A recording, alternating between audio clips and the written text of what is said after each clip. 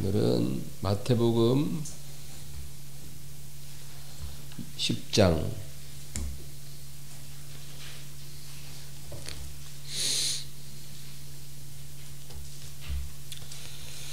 마태복음 10장 16절입니다.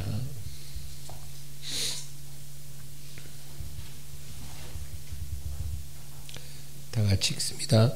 보라, 내가 너희를 보냄이 양을 이리 가운데로 보냄과 같도다. 그러므로 너희는 뱀같이 지혜롭고 비둘기같이 순결하라. 아멘.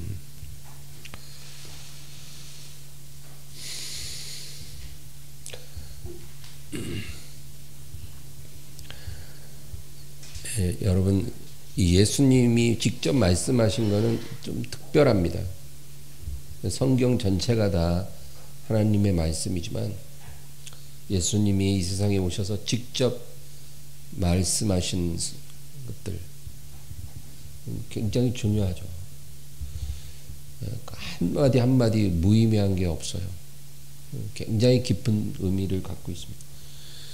또 오늘 주님께서 내가 너희를 보내는 것이 양을 이리 가운데 보내는 것과 같다. 여러분, 양이 이리떼 가운데 보내지면 어떻게 될까요? 이리들이 막 모여있는 때에 양 한 마리를 들여보냈다. 죽은 목숨이죠. 그 양이 살아날 가능성은 제로입니다.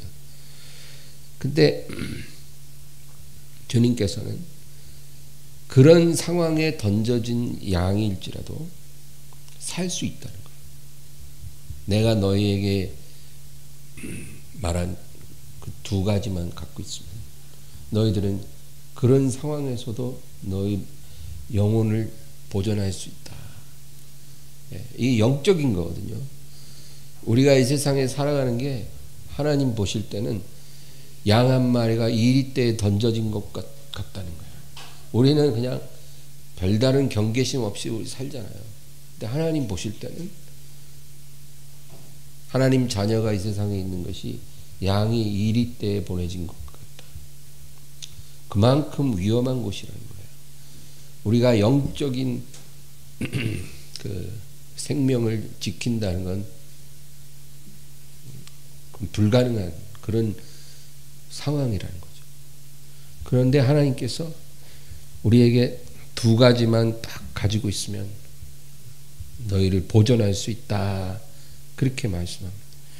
그게 뭘까요? 하나는 뱀 같은 지혜, 두 번째는 비둘기 같은 순결함. 이 두 가지가 너희에게 있으면 너희는 살 수 있다는 거예요. 근데 이 순서가 중요해요. 뱀 같은 지혜가 먼저 있어야 되고 그 다음에 비둘기 같은 순결함도 반드시 있어야 된다. 그 얘기거든요. 여러분, 뱀 같은 지혜, 이거는 우리가 있으면 좋지만 없어도 그만인 게 아니라 반드시 있어야 되는 겁니다. 반드시 있어야 돼요. 생명같이 중요하다. 마치 전쟁에 나가는 군인이 총을 갖고 있어야 되듯이. 그렇죠? 총 없이 전쟁에 나가는 군인은 말이 안 되잖아요.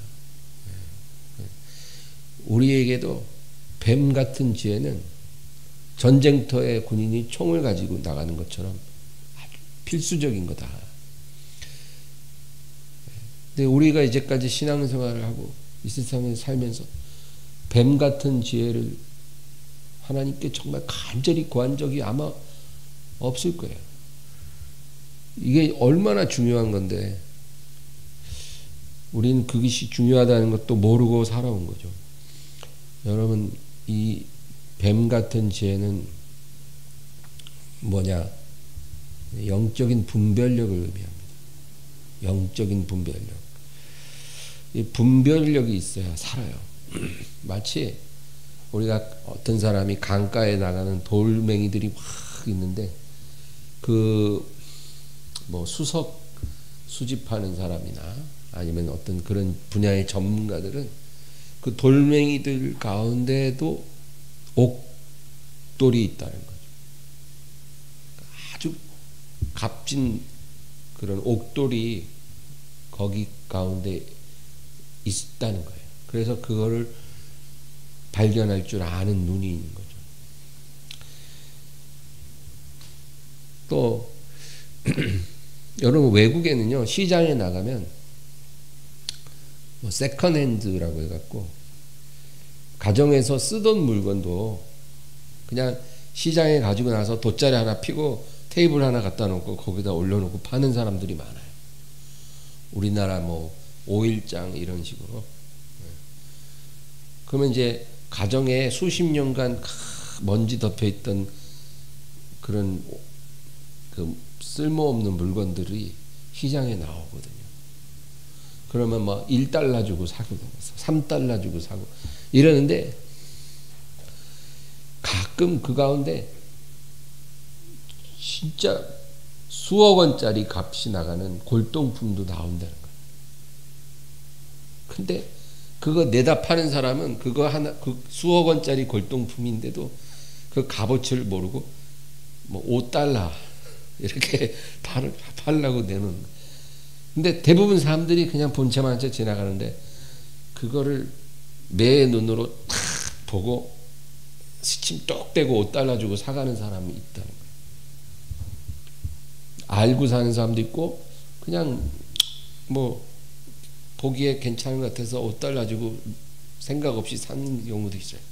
근데 집에 와서 보니까 뭔가 이렇게 뒤에 쓰여진 글씨도 그렇고 범상치 않아서 골동품 가게 가서 물어보니 17세기 청나라의 뭐 도자기였더라. 뭐 이런 식이에요. 그래서 몇억 원의 경매에 나와서 팔리고. 여러분, 이와 같이 우리가 뭔가를 좋고 나쁜 것을 분별하는 눈을 갖는 건 굉장히 중요한 거예요. 근데 우리가 영적으로 살기 위해서 반드시 영적 분별력이 있어야 돼요. 그거 없으면 우리가 미혹에 넘어가는 것입니다. 진리와 진리 아닌 것을 분별할 수 있어야 돼요. 무늬는 비슷하거든요. 근데 진리가 있고 진리 아닌 게 있어요. 생명길 같아 보이지만 사망길이 있고 사망길 같은데 생명길이 있어요. 고생길 같은데 축복의 길이 있고 축복의 길 같은데 패망의 길이 있어요. 이런 게 그냥 보면 잘 구분이 안 되는 거죠. 우리가 영적으로 그런 거를 잘 분별할 때 우리가 살 수 있다. 그 얘기예요. 우리를 속이는 자가 있다는 거예요, 여러분. 만약에 어떤 인류 사기꾼이 딱 우리 한 사람 좌표를 딱 찍고 내가 저 사람을 반드시 사기쳐야 되겠다. 그렇게 작심하고 계획적으로 다가오면 우리가 넘어갈 가능성이 굉장히 높죠. 그렇죠? 정말 인류 사기꾼이 마음 먹고 속이는데 다 속는 거예요. 원수 마귀가 특급 사기꾼이에요. 아담 이후로 지금까지 속여왔어요. 그 원수 마귀와 그 악한 영들이 존재한다는 것을 여러분 우리가 알아야 돼요. 하나님 계시고 천사들이 있다면 성경에서 말하는 마귀와 귀신도 있어요. 그들은 악해요. 교활해요. 거짓말을 잘해요. 그리고 우리를 속여서 넘어뜨리기를 원해요. 그런 악한 영들이 있고 그들이 우리 주변에서 지금도 우는 사자처럼 우리를 지켜보고 있다는 거예요. 우리를 넘어뜨릴 기회를 찾고 있다는 거예요. 그래서 예수님이 너희를 이 세상에 보낼 때 양을 이리 가운데 보낸 것 같다. 그러므로 뱀 같은 지혜를 갖고 비둘기 같은 순결함을 가져야 한다. 이게 있어야 산다 그 얘기예요. 아담과 하와는 이런 분별력이 없었기 때문에 뱀이 하는 말을 듣고 실족한 거예요. 분별을 못한 거예요. 그 뱀이 하는 말이 생명인지 사망인지 분별을 못했어요. 그러나 예수님은 분별을 잘했어요. 그래서 예수님이 금식을 끝냈을 때 마귀가 찾아와서 아주 솔깃한 제안을 했지만 예수님은 그 제안에 넘어가지 않으셨어요. 또 가장 사랑하는 제자 베드로가 예수님에게 예루살렘으로 가시면 안 됩니다 했을 때 예수님은 베드로를 꾸짖으셨어요. 그리고 하루는 예수님의 동생, 예수님은 성령으로 탄생했지만 그 이후에 요셉과 마리아가 정상적으로 낳은 그 동생들이 예수님께 와서 당신이 큰일을 하시려거든 예루살렘으로 가야 하시지 않겠습니까? 그렇게 권유를 했을 때 예수님은 그 말을 받아들이지 않았어요. 베드로가 예수님 예루살렘에 가면 안 됩니다 했을 때도 베드로 말을 듣지 않으셨고, 동생들이 예루살렘으로 가셔야 합니다 할 때도 동생들 말을 안 들었어요. 그러니까 예수님은 철저하게 분별하신 거예요. 그 말을 누가 하느냐가 중요한 게 아니에요. 또 그 말이 내 마음에 어떻느냐도 중요하지 않아요. 그 말이 하나님의 말이냐, 하나님의 뜻이냐, 항상 그것을 보고 예수님은 분별을 하셨다는 거죠. 그러므로 우리에게 매일 수없이 들어오는 생각들, 여러분 오늘 하루 동안에도 우리 안에 정말 수많은 생각들이 들어왔다 나갔거든요. 그리고 미디어를 통해서 우리에게 들려지는 어떤 정보, 또 가까운 사람들이 하는 말들, 분별을 해야 돼요. 이런 분별력을 달라고 우리가 하나님께 구해야 돼요. 심지어는 교회 목사가 하는 말, 또 교회에서 만나는 믿음의 형제들이 하는 말도 우리가 무조건 신뢰하는 건 위험한 거예요. 분별해야 돼요. 누구를 통해서도 시험이 올 수 있어요. 항상 분별을 잘해야 우리가 살 수 있다. 그 말이 쉽지 그 어떻게 이렇게 될까요? 21절, 오늘 본문 밑에 21절 읽겠습니다. 장차 형제가 형제를, 아버지가 자식을 죽는 데 내주며 자식들이 부모를 대적하여 죽게 하리라. 장차 이런 일들이 더 많이 일어날 거라는 거예요. 가장 가까운 형제가, 부모가 자식이 죽는 데 내어주는 그런 역할을 한다는 거예요. 그러면 우리가 정말 어떻게 이런 뱀 같은 지혜를 가질 수 있을까요? 이것을 위해 하나님이 우리에게 두 가지 선물을 주신다는 거예요. 두 가지 선물. 첫째는 하나님의 말씀이에요. 여러분, 하나님 말씀은 아주 정확하고 세밀한 지도라고 보면 돼요. 우리가 어떤 낯선 곳에 전환이 됐을 때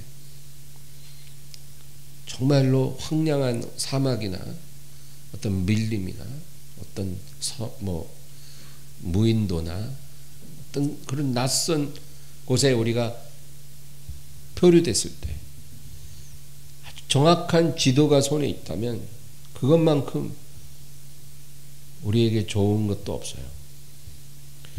그런데 문제는 지도는 있는데 지도 보는 법을 몰라. 그러면 그게 무슨 소용이겠냐고요.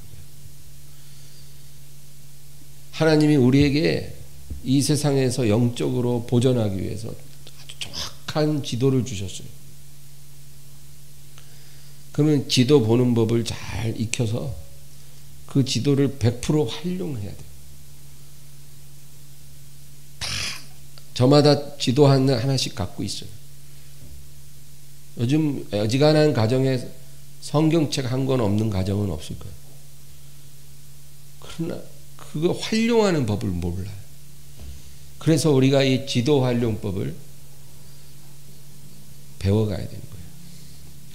성경을 어떻게 봐야 하는지, 어떻게 이해하고 해석하고 적용해야 하는지, 우리가 그것을 정말 열심을 품고 배워야 됩니다. 하나님이 주신 이 놀라운 무기를 어떻게 사용하는지, 그 사용법에 아주 통달해야 우리가 영적 전쟁에서 적을 이길 수가 있는 거예요. 적이 가까이 오기 전에 우리가 부지런히 이 무기를 활용하는 법을 아주 익숙하게 만들어야 된다. 그 다음에 하나님이 주신 두 번째 무기는 성령의 임재예요. 여러분, 성령은 보혜사라고 그랬죠. 보혜사라는 말은 쉽게 말하면 변호사예요. 성령님은 우리를 도우시기 위해 하나님이 보낸 변호사입니다. 우리가 어떤 큰 실수를 범했거나 어떤 법적인 함정에 빠졌을 때 여러분 변호사를 찾아가잖아요. 그렇죠? 네. 변호사를 우리가 찾아가야 돼요. 그래서 내가 이런저런 난처한 상황에 처해서 정말 큰 어려움에 처했으니까 나를 좀 도와주시오. 근데 아주 신실하고 지혜로운 유능한 변호사를 잘 만나면 그 변호사가 와서 우리를 코칭을 잘 해가지고 그 함정에서 벗어날 수 있게 도와주죠. 정말 그 변호사가 아니면 정말 내 힘으로 감당할 수 없는 그런 상황에서 내가 내 힘으로는 해결할 수가 없는데 변호사가 있으므로 내가 빠져나올 수가 있는 거죠. 영적인 세계에서 우리가 원수의 공격을 받을 때 하나님이 우리를 도와주라고 보낸 아주 신실한 그리고 유능한 변호사가 바로 성령이죠. 그 성령의 임재를 내가 가지고 사는 것은 아주 특급 변호사와 내가 동행하는 거예요. 그러니까 얼마나 든든합니까?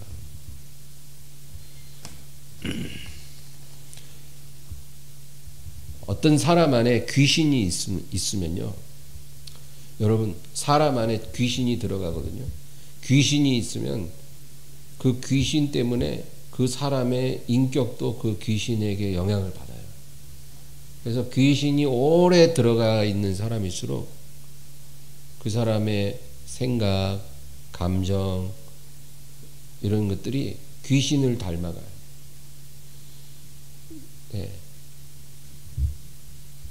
그래서 그 사람이 말하는 것만 들어도 또 행동하는 것만 봐도 그 사람 안에 귀신이 있는지 없는지가 분간할 수 있을 정도예요. 근데 귀신이 들어가 있는 사람은 하나님 말씀을 들을 때 굉장히 불편하게 여겨요. 제가 목회하면서 그런 상황을 진짜 여러 번 봤어요. 좀 있다가 설교만 시작하면 그렇게 기침을 하는 사람이 있어요. 아까까지도 기침 한 번 안 했는데 설교를 시작하니까 계속 기침을 해요. 왜 그렇게 기침을 했냐 나중에 물어보면 모르겠대요. 기침을 멎을 수가 없었대요. 그래서 나중에 설교 끝나고 이제 예배 끝나고 나니까 기침이 안 나오더래요. 그 사람도 자기가 왜 기침하는지 몰라요. 귀신이에요. 또 어떤 사람은 계속 하품을 해요. 어떤 사람은 그냥 안절부절 못해요. 계속 막 가방을 뒤졌다가 열었다 닫았다, 핸드폰 열었다 닫았다, 막 성경을 들었다 놨다, 아주 그냥 그 사람이 너무 부산하게 행동을 하니까 진짜 설교가 회방을 받아요. 그런 사람도 있어요. 이런 것들이 다 귀신이 들어있다는 증거죠.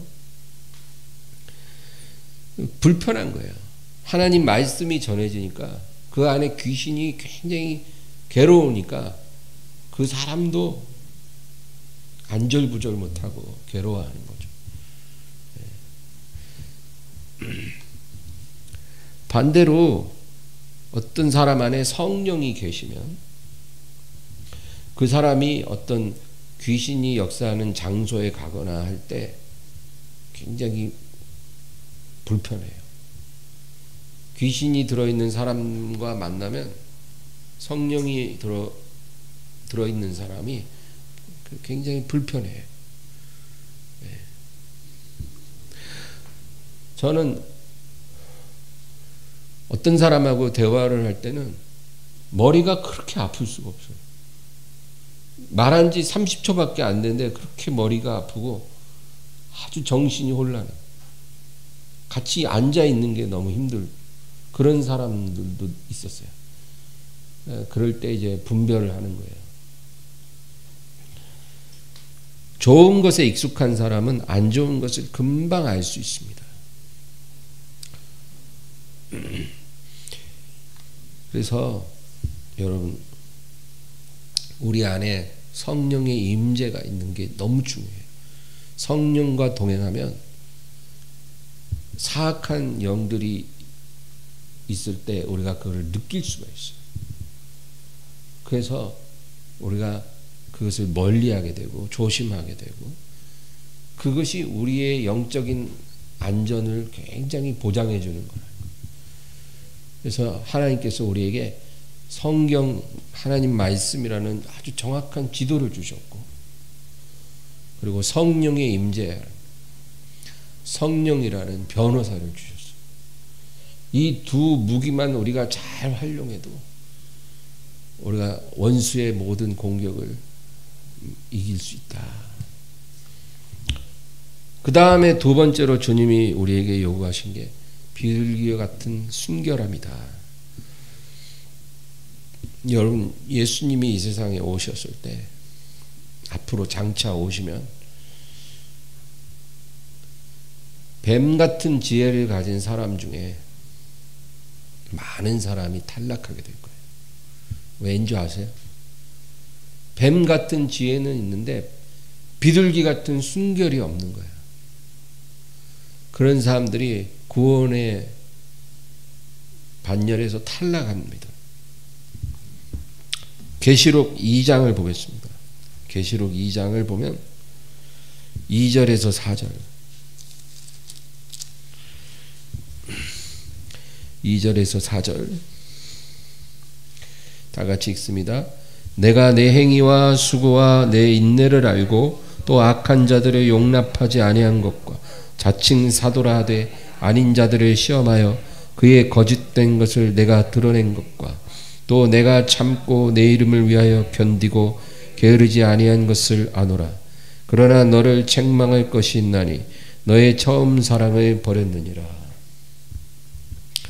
이 에베소 교회가 바로 그런 교회였어요. 에베소 교회는요,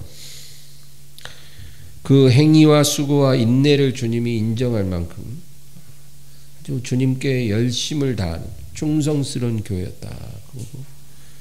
그 다음에 악한 자들을 용납하지 아니하고 자칭 사도라 하지만 가짜들을 드러낸 그런 교회였다는 거죠. 그러니까 하나님 앞에 충성스럽고 열심 있고, 그리고 뱀 같은 분별력이 있었던 그런 교회예요. 굉장히 훌륭한 교회라는 거죠. 그러나 주님이 뭐라 그래요? 그러나 너를 책망할 것이 있나니 너의 처음 사랑을 버렸느니라. 이 처음 사랑이 바로 비둘기 같은 순결함이에요. 이 순결한 사랑을 네가 잃었기 때문에 만일 네가 회개해서 이것을 다시 찾지 않으면 너의 촛대를 옮기리라. 그 말은 성령이 너를 떠나갈 것이다. 그 얘기예요. 그러니까 네가 아무리 충성스럽고 또 뱀 같은 지혜를 가졌다 할지라도 만약에 네가 비둘기의 순결함을 잃어버리면 너는 버려지게 될 것이다. 여러분, 이 순결함이 뭐냐? 이 순결함과 순진함은 달라요. 교회에 처음 나온 사람이 아무것도 모르잖아요. 영적인 어린아기예요. 뭐 교회에 대해서도 몰라, 예수님에 대해서도 몰라, 성경도 몰라, 찬송도 몰라. 그런 거는 그냥 영적인 악이에요. 순진한 거죠.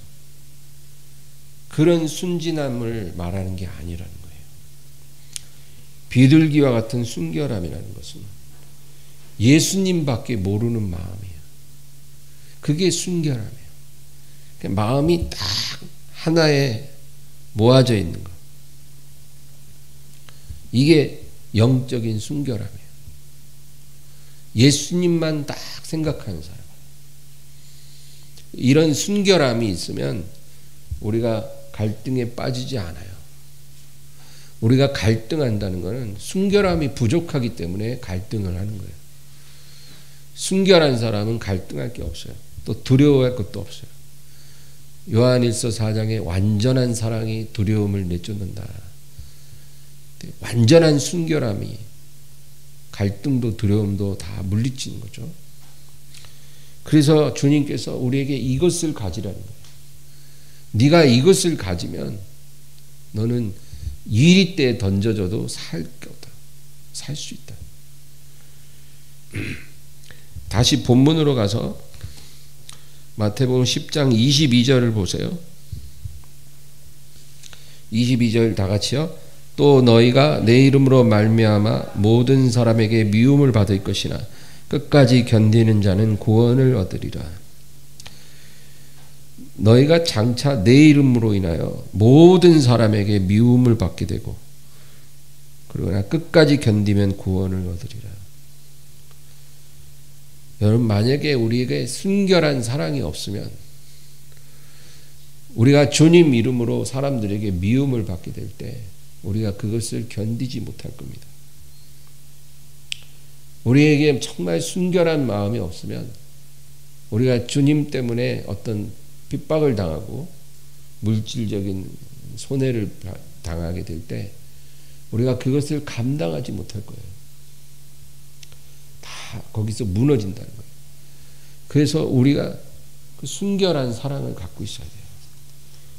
충성되고 지혜로운데 순결한 사랑이 부족하면 박해가 왔을 때 못 견딘다는 거예요.